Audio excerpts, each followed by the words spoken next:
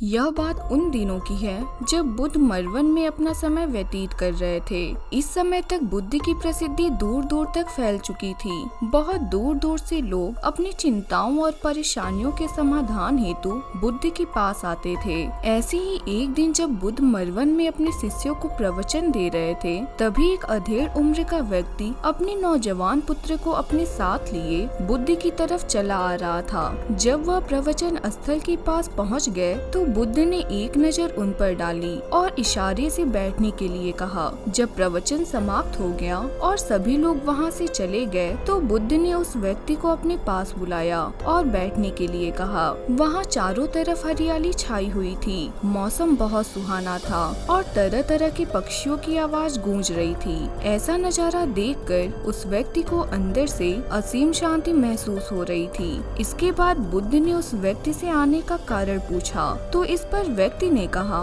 तथागत मैं 2 दिन की लंबी यात्रा करके अपने पुत्र को आपसे मिलवाने लाया हूँ। यह मेरा इकलौता पुत्र है और हर समय थका थका सा रहता है। ऐसा लगता है जैसे इसके अंदर कोई जान ही ना हो। इसका स्वभाव भी काफी चिड़चिड़ा सा हो गया है। अगर हम इससे कुछ भी कहते हैं तो यह हमारी छोटी छोटी बातों पर गुस्सा हो जाता है। इसके देखने की क्षमता भी उम्र से पहले ही कमजोर हो गई है और इसके बाल भी सफेद पड़ने लगे हैं। इतनी कम उम्र में इतनी बड़ी उम्र का लगना मुझे तो कुछ समझ नहीं आ रहा है। तथागत मैं अपने पुत्र के स्वास्थ्य को लेकर बहुत चिंतित हूँ। जब मैं अपने पुत्र को वैद्य जी के पास लेकर गया तो उन्होंने कुछ औषधि दी और कहा अपने पुत्र को तनाव कम लेने के लिए कहें। वह अपने दिमाग में बहुत अधिक तनाव लेता है, इसलिए उसकी ऐसी हालत हो गई है। लेकिन मुझे उनके बहुत समझाने के बाद भी तनाव का मतलब समझ नहीं आया। मुझे नहीं पता कि तनाव होता क्या है, यह किन कारणों से आता है और उसे कैसे अपने पुत्र के दिमाग से निकालूं।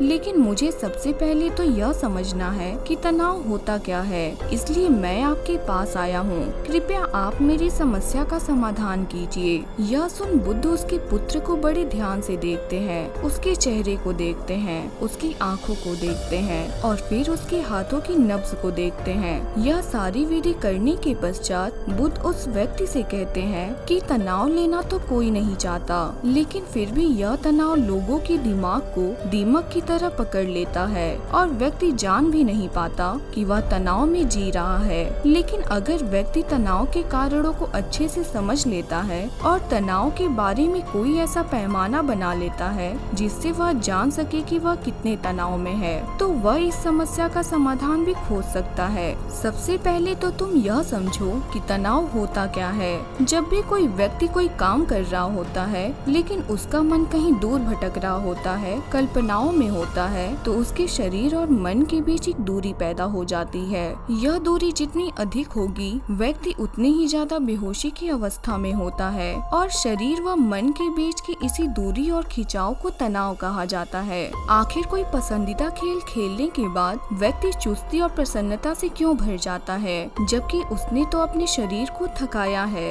लेकिन समझने वाली बात यह है कि खेलते समय मन और शरीर एक साथ पूरी तरह से उस खेल में केंद्रित होते हैं, जिससे शरीर और मन के बीच दूरी पैदा नहीं होती और कोई तनाव पैदा नहीं होता। और अगर दिमाग में कोई तनाव था तो वह भी दूर हो जाता है। लेकिन इसके विपरीत जब हम कोई ऐसा काम करते हैं जो हमें पसंद नहीं है तो हमारा शरीर तो उस काम को कर रहा होता है, लेकिन हमारा मन कहीं दूर कल्पनाओं में भटक रहा होता है, जिससे शरीर और मन के बीच एक दूरी पैदा हो गई और तनाव ने जन्म ले लिया। इसलिए व्यक्ति को एक समय पर सिर्फ एक ही काम करना चाहिए और अपने तन और मन की सारी शक्ति इस एक काम पर लगा देनी चाहिए, जिससे व्यक्ति के अंदर तनाव पैदा ही ना हो।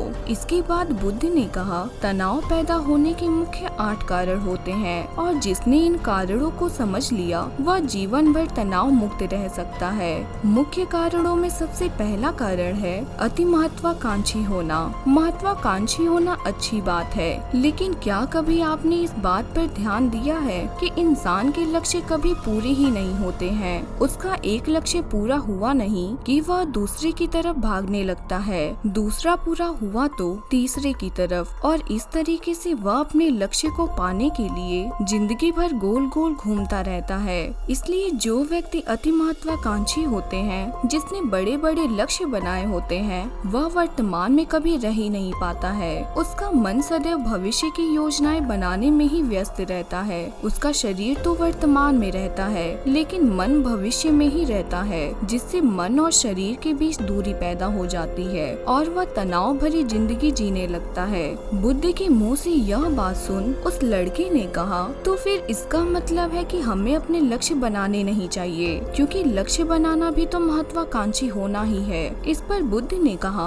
जीवन में लक्ष्य बनाना कोई गलत बात नहीं है, लेकिन समस्या तब उत्पन्न होती है जब वह अपना पूरा ध्यान उस लक्ष्य से मिलने वाले परिणामों पर ही लगा देते हैं और उसके परिणाम की चिंता करते रहते हैं। व्यक्ति को वर्तमान में जीना आना चाहिए। आप लक्ष्य बनाइए और उस लक्ष्य की प्राप्ति के लिए कड़ी मेहनत करिए, लेकिन साथ ही साथ आपको इस बात का भी ज्ञान होना चाहिए कि आप अभी वर्तमान में जी रहे हैं और वर्तमान ही सत्य है। बुद्ध ने आगे कहा, तनाव का दूसरा सबसे बड़ा कारण है ईर्ष्या करना। जब व्यक्ति ईर्ष्या और जलन से भर जाता है तो उसका मन अंदर से सड़ने लगता है। ईर्ष्या एक आंतरिक घाव है। आंतरिक घाव यानी मन का घाव। व्यक्ति के शरीर का घाव तो भर सकता है लेकिन मन का घाव कभी नहीं भर सकता।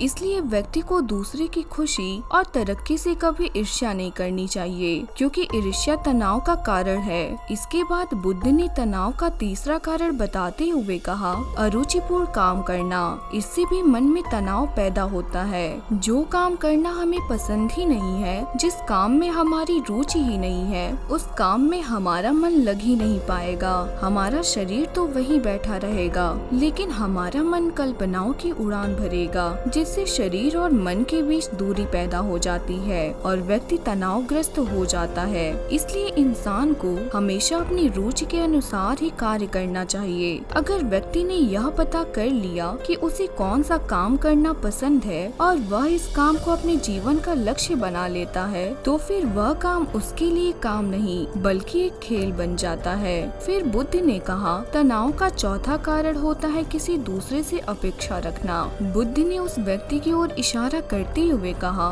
एक पिता होने के नाते तुम्हारी अपने पुत्र से बहुत अपेक्षाएं होंगी कि तुम्हारा पुत्र एक बहुत ही कामयाब इंसान बने, तुम्हारा नाम रोशन करे, जैसा तुम चाहते हो उस तरह का जीवन जिए, तुम्हारी हर बात माने। लेकिन क्या आज तक कभी किसी की सारी अपेक्षाएं पूरी हुई हैं? जब भी कोई व्यक्ति किसी दूसरे से कोई अपेक्षा रखने लगता है तो वह अनजाने में अपने लिए तनाव पैदा करने लगता है। जरा सोचो कि अगर तुम्हारा बेटा तुम्हारे अनुसार काम नहीं कर रहा है और वह नहीं बन पा रहा है जो तुम उसे बनाना चाहते हो, तो निश्चित रूप से तुम्हारे दिमाग को तनाव पकड़ लेगा। तुम तनाव से भरा जीवन जीना शुरू कर दोगे और इस तनाव के बस में आकर तुम ऐसा व्यवहार करोगे, ऐसी बातें करोगे कि तुम्हारे अपने पुत्र के साथ संबंध और भी खराब होता चला जाएगा। इसलिए व्यक्ति को जितना हो सके उतनी ही कम अपेक्षाएं दूसरों से रखनी चाहिए और अगर पूरी तरह से तनाव मुक्त रहना है तो दूसरों से अपेक्षा रखना ही बंद कर दो।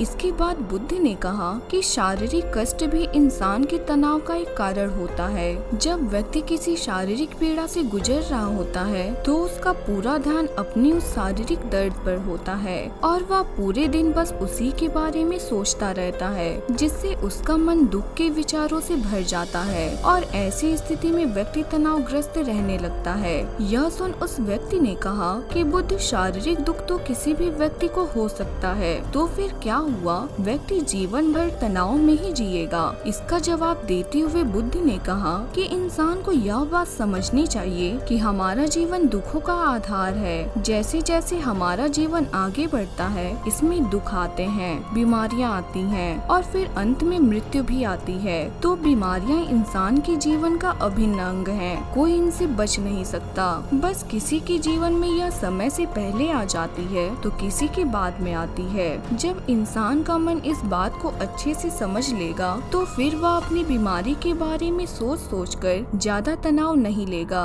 क्योंकि यह हमारे जीवन का अभिन्न हिस्सा है और इसके लिए व्यक्ति को शारीरिक रूप से भी अभ्यास करते रहना चाहिए। अपने जीवन में व्यायाम और स्वस्थ जीवन शैली को भी जगह देनी चाहिए ताकि उसका शरीर लंबे समय तक निरोगी रहकर सही से काम कर सके। तनाव का अगला कारण होता है अपनी योजनाओं को समझने के लिए समय न देना। कुछ लोगों के दिमाग में कोई विचार विचार आया ही नहीं कि वह बिना सोचे समझे उस पर काम करना शुरू कर देते हैं और जब उस काम में उन्हें असफलता मिलती है तो वह तनाव से भर जाते हैं, क्योंकि उन्होंने उस काम को शुरू करने से पहले उसके बारे में पूरी जानकारी इकट्ठा नहीं की थी। इंसान को कोई भी काम शुरू करने से पहले उसके अच्छे और बुरे परिणाम के बारे में ठीक से सोच विचार कर लेना चाहिए। इंसान को इस बारे में भी सोच लेना चाहिए कि अगर यह योजना सफल नहीं हुई तो फिर इसके बाद मैं क्या करूँगा। इसलिए व्यक्ति को अपनी योजनाओं को ठीक से समझने के लिए पूरा समय देना चाहिए, ताकि बाद में उस योजना की वजह से तनाव पैदा ना हो।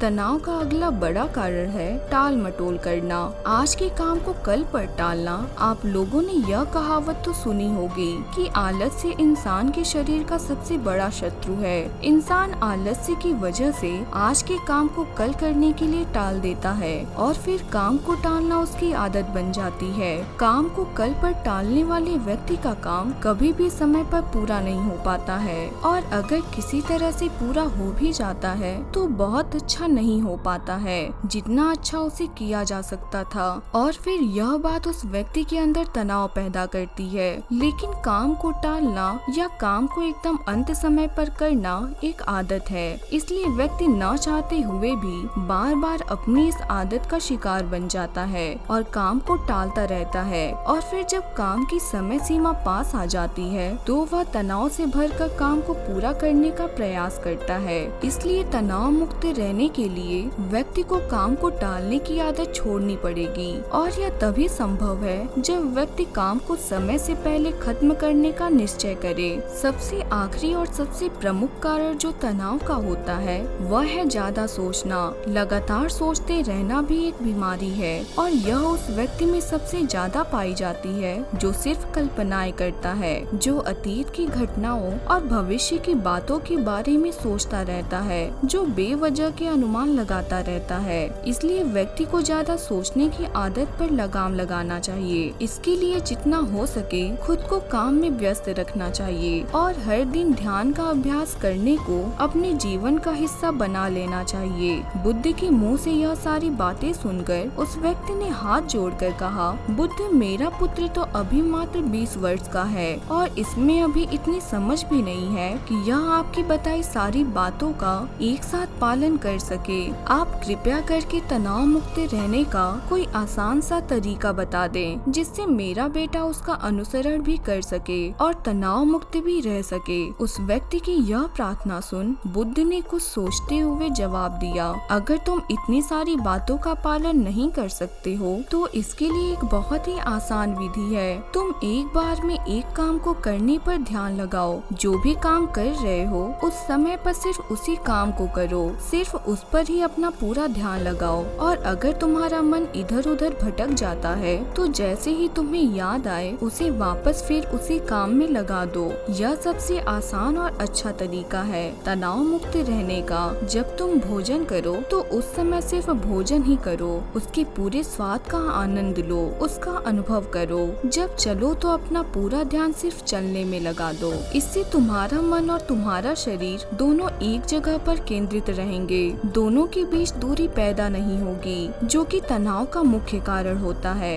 इसलिए जहाँ तक संभव हो सके एक समय पर सिर्फ एक ही काम को करने का प्रयास करें, वह भी पूरे ध्यान के साथ। तो दोस्तों, आज की इस वीडियो में बस इतना ही। आपके बहुमूल्य समय के लिए बहुत बहुत धन्यवाद।